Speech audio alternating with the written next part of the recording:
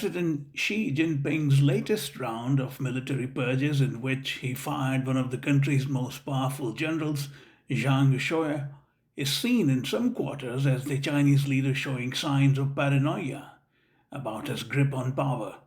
Having served as the General Secretary of the Chinese Communist Party and Chairman of the Central Military Commission since 2012, and the President of China since 2013, Xi has frequently used military purges and reshuffles to consolidate his power.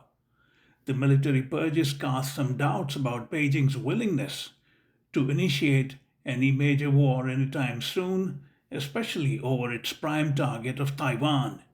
To understand the view from Taiwan, MCR spoke to Professor Chinwen Ko, a well known Taiwanese observer affiliated with the Department of Political Science and Graduate Institute of East Asian Studies at the National Chengchi University in Taipei.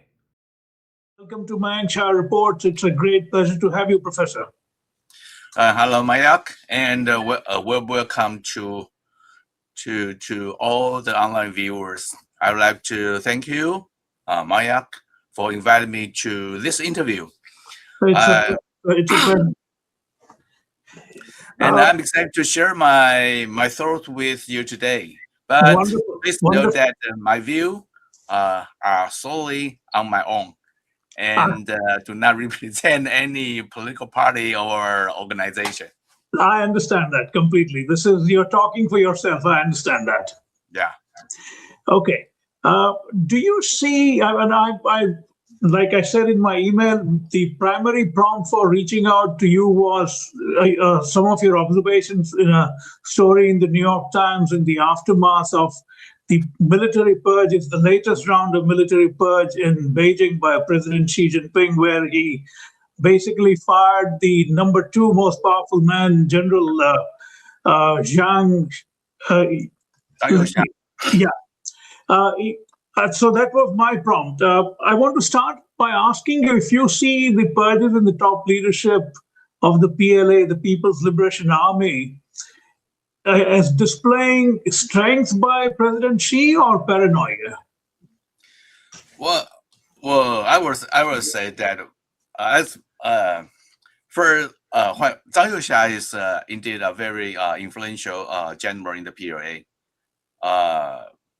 He's not considered as the second most powerful figure in the CCP.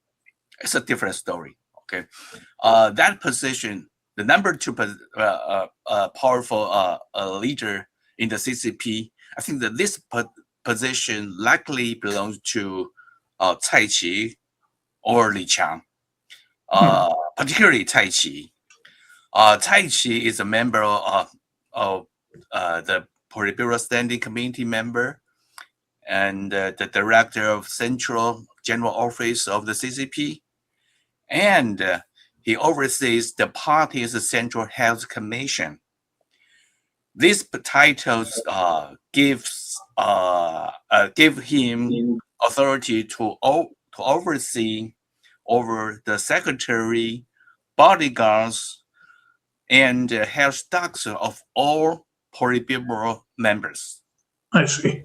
Yeah, so Cai Qi also play a key role in information flow between Xi Jinping and the party state. So I think Cai Qi should be the number two person in the CCP. I see. Yeah. But this is President Xi has now been at the helm since 2012. It's a pretty long time. Do you think over a period of nearly a little over a decade, whether he stands diminished or he stands consolidated as the supreme leader of China?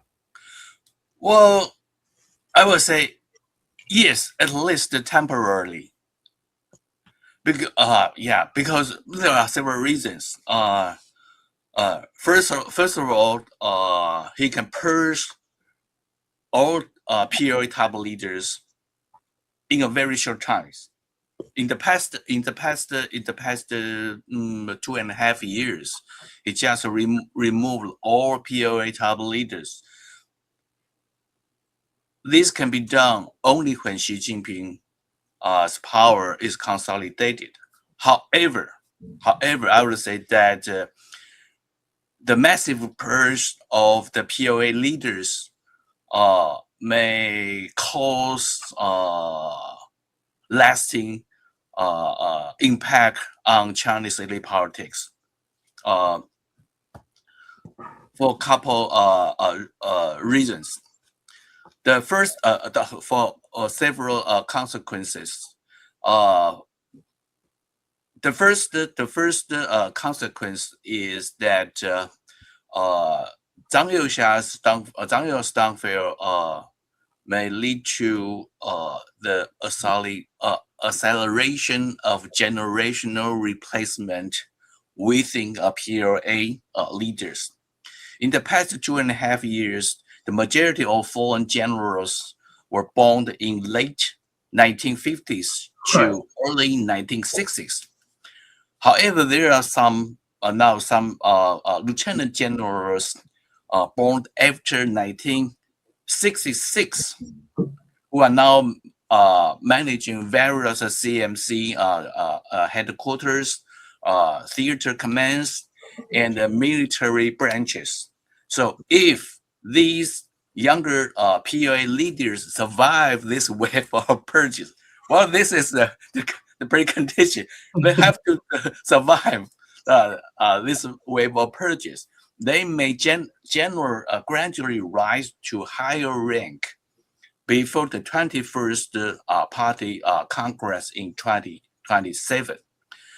The second impact of this wave of purge within the PLA is that Xi Jinping likely to command the PLA through fear. That's very important.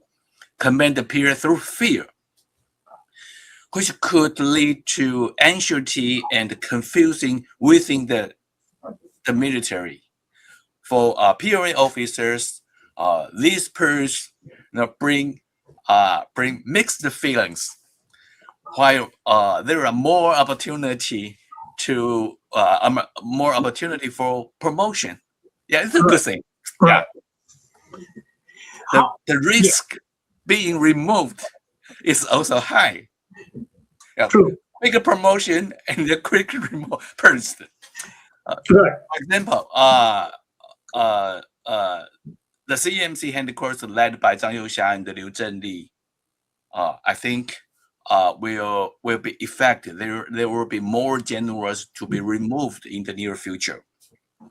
For example, there are at least 2 lieutenant generals, Zhu Chuansheng and Zhao Shoudong, were absent from recent important meetings.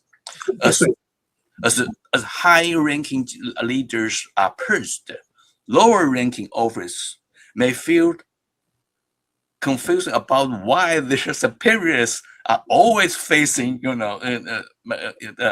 political issues or economic issues.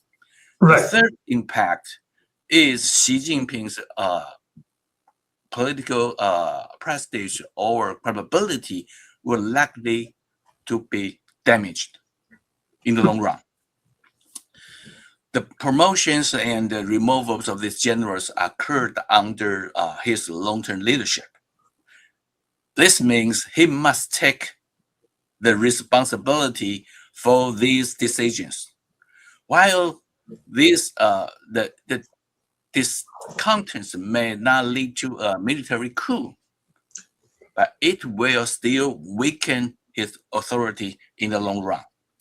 Even among civilian political leaders, they may be feels that feel kind of uncertainty or discontent as Xi clings his inner circle, his trustees in the PLA. He and newly appointed civilian cadres and the military officials may become increasingly unfeeling with each other. There's no close tie in early career stages, leading to a growing distance in their relationship. Between Xi and the newly appointed PLA officers and civilian cadres. So in the future, Xi Jinping may resemble an emperor in ancient China, isolated in a palace with no one he can fully trust. I see. That's a rather telling observation. You mentioned in passing the prospects of a coup, and that was my next question. Yeah. You think it's not? I mean, I'm not. Correct me if I'm wrong, but China doesn't have any significant history of military coups like that. Well, there's no successful coup. Right. So now, at this stage, when the top leadership is being purged, the prospect of a coup are even less now, right? Well, I don't think there's no, well, because of the Communist Party's control over the military, it's very tight. So even in the former Soviet Union or other communist country in Eastern Europe, there's no successful coup. There may be failed coup attempt, yes, but there's no successful coup. It's very because the party is control. For example, I just mentioned that Tai Chi. Why Tai Chi is so important? Because in control, he oversees the secretaries, the bodyguards, and the doctors of all political members. So, including retired political members. Right. So on the one hand, the party state provide leaders or retired leaders very good services. But on the other hand, these services give the party central the power, the resources to control, to oversee the coordination among other leaders. I see. I see. Now I want to come to the central point of our conversation, which triggered this interview, is your rather interesting comment that these frequent purges and reshuffles have the effect of reducing the risk of China or the Communist Party waging a major war, which would also include, obviously, Taiwan. Expand a bit on that. Yeah. Well, due to the massive purge of the PLA high command by Xi over the past 2.5 years, there is currently a temporary, I would like to emphasize, temporary reduction in the likelihood of the CCP's initiating a major war. I see. So it's temporary. Why? For example, the CMC now consists only two individuals. One is Xi Jinping. He's a civilian leader. The other is Zhang Youxia. Zhang Youxia is a political commissioner. Right. So he's not good at organizing a major war. So if the CMC consists with only two persons, this means that the CMC may cease to function normally. Beyond that, most leadership position in the PLA, CMC departments, theater commands, and military branches. These that should be held by senior generals are now being managed by lieutenant generals. That means a lot of strategic important military positions are not filled in. Right. They only have some people, some less senior generals to managing their daily function. Most of these lieutenant generals have only recently been promoted within maybe in the past 2 or 3 years. So they are junior lieutenant generals rather than senior lieutenant generals. Okay. So these generals lack sufficient experience needed to command theater command a theater command or a military branch. So before Xi Jinping complete the reappointment of the PLA top brass, I believe the possibility of PLA launching a major war remains relatively low. However, I would like to emphasize the PLA can continue his routine military training or military exercise without any disruption. I see. So that means we will see the PLA conduct some military exercise in the Taiwan Strait Right. or in the Pacific Ocean. Right. There is a permanent sword hanging on Taiwan's head at all times. In fact, lately one kept hearing that given the fact that what Vladimir Putin did in Ukraine and what happened in Gaza, and the US being somewhat checked out on these international affairs, China may feel emboldened to perhaps do what it has long wanted to do, annex Taiwan. Do you, as someone who lives in Taiwan, who the Taiwanese, fear that this is an inevitability? It's only a question of time. I'm sorry, I didn't hear you. And is this? Do you think the annexation of Taiwan is it is inevitable at some point? It's only a question of You mean Xi Jinping maybe hope to unify the Taiwan as soon as possible? Yeah. Well, Xi Jinping is a leader. Well, let me try to present Xi Jinping the political personality. Okay, Xi Jinping is a leader who feels insecure and see conflicts as a nature of politics, and believe in struggle is the main way to solve conflicts. At the same time, Right. he has a strong sense of historical mission and want to advance the process of unification with Taiwan. Is it true? Okay. Right. But peaceful unification is still his priority because it is less the costly way to achieve the goal of unification. Right. However, this does not mean China will give up the option of using force to unify Taiwan. The PLA will continue to strengthen his military preparations for potential action against Taiwan. But before unification, the CCP will not hesitate to using military intimidation, diplomatic pressure, or economic sanctions against Taiwan. They may also engage in various gray zone activity to weaken the ROC government's control over surrounding airspace and the waters, forcing Taiwan to accept China's unification proposal peacefully. That is China thinking about the peaceful unification. Well, I have emphasized on his proposal. Right. In his proposal, okay. But for the perspective of Taiwan, as Sun Tzu said, we do not rely on the enemy not coming, but on our ability be prepared for them. For Taiwan is essential to ready for defense.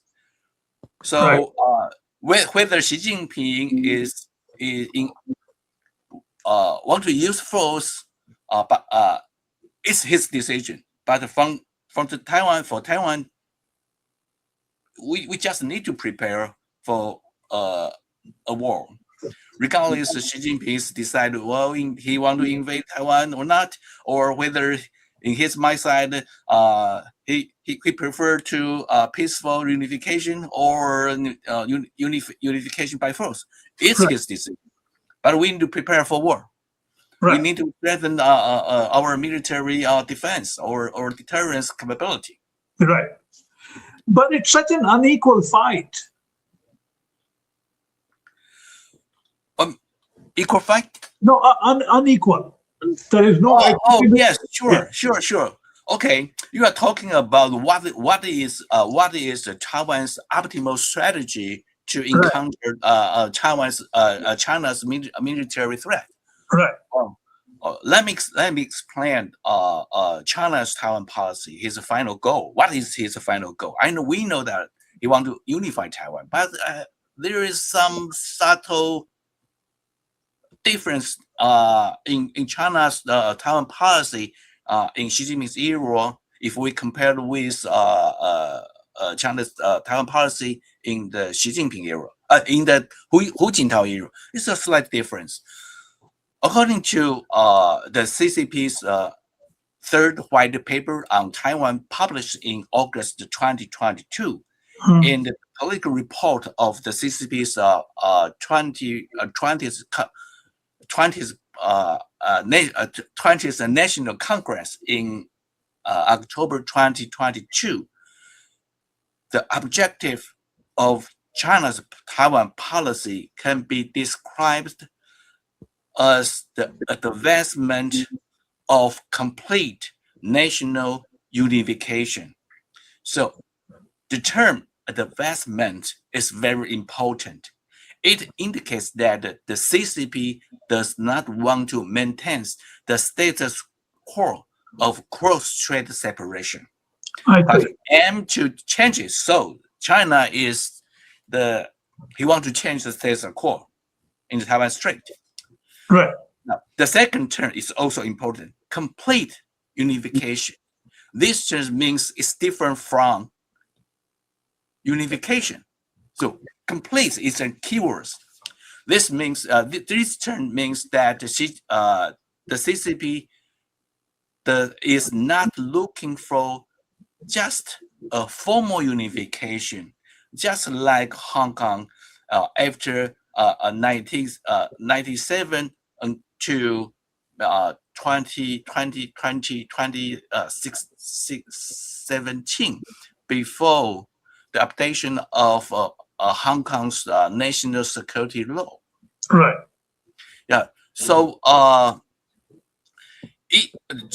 Beijing seeks to a situation in which Beijing, as the central government, can exercise substantial jurisdiction over Taiwan's in economic, social, military, diplomatic affairs. As the CCP seeks to change the current separation between the Taiwan Straits and push for complete national unification, how should Taiwan respond in such a systemic game? Taiwan, as a smaller player, must put more efforts and resources to maintain peace and security. So Taiwan's national security strategy should be focused on, in my opinion, focus on maintaining a free and democratic lifestyle and avoiding war, both of which are equally important. Taiwan must avoid becoming like today's Hong Kong or Ukraine. I see. From the Taiwan perspective, the key to maintain peace and stability across the Taiwan Straits lies in a flexible use of two strategies: deterrence and dialogue. So Taiwan should seek to mix the strategy rather than choosing either dialogue or deterrence. This is because Taiwan is a small player. So, Taiwan should enhance his comprehensive national power and the deterrence capability to raise the cost and the risk of military action for China. But at the same time, Taiwan also should reduce the CCP's willingness and urgings to attack Taiwan. Okay. So, yeah. I know this is a very difficult task. No, I understand. I understand. It's a complicated issue. Just last couple of questions, Professor. One is, of course, what is the consensus view within Taiwan on the question of complete unification or just unification or being completely independent? Well, the percentage of to support fully unification with China, I think it's probably less than 10%. I see. Those seek to permanently independent from China, maybe 10 or 15 or 20. It depends, what the data of survey to be conducted. Most people support the status quo. I see. The reason is simple. The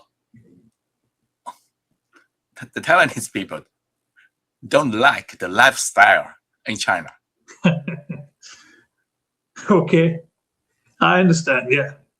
And finally, to conclude, in the event of things going out of control, what do you expect from Washington? What do you think Washington will do? Well, I would say this question is better answered by I know, but I mean, American officials and the scholars. no, but I'm sure you have an expectation from Washington. Yeah, many people in Taiwan trust that the United States will direct send troops to stop any invasion by the PRA. However, I don't think so. I see. I think if a conflict arises between the two sides, the United States will at least provide Taiwan with crucial intelligence, this kind of indirect support to Taiwan, rather than directly send troops to Taiwan. I don't think so. Right. And the United States is currently helping Taiwan strengthen his own defense capabilities. So what the United States want to do is before a war rather than during a war or after a war. Right. Yeah, because in the recent phone call between President Xi and President Donald Trump, apparently the Chinese leader did indeed sort of issue a warning over Taiwan. So it is very much on his mind all the time. Well, I think Xi Jinping will try to discuss the Taiwan issue with President Trump. Is for sure. He will always will do that. But we are not sure whether President Trump will how to respond to Xi Jinping's request about the Taiwan issue. Right. Okay, on that note, Professor, I really want to thank you for your time. It was greatly educational for me in many ways. I've been following it for a while, but the nitty-gritty that you described was very useful to me. Okay, sure.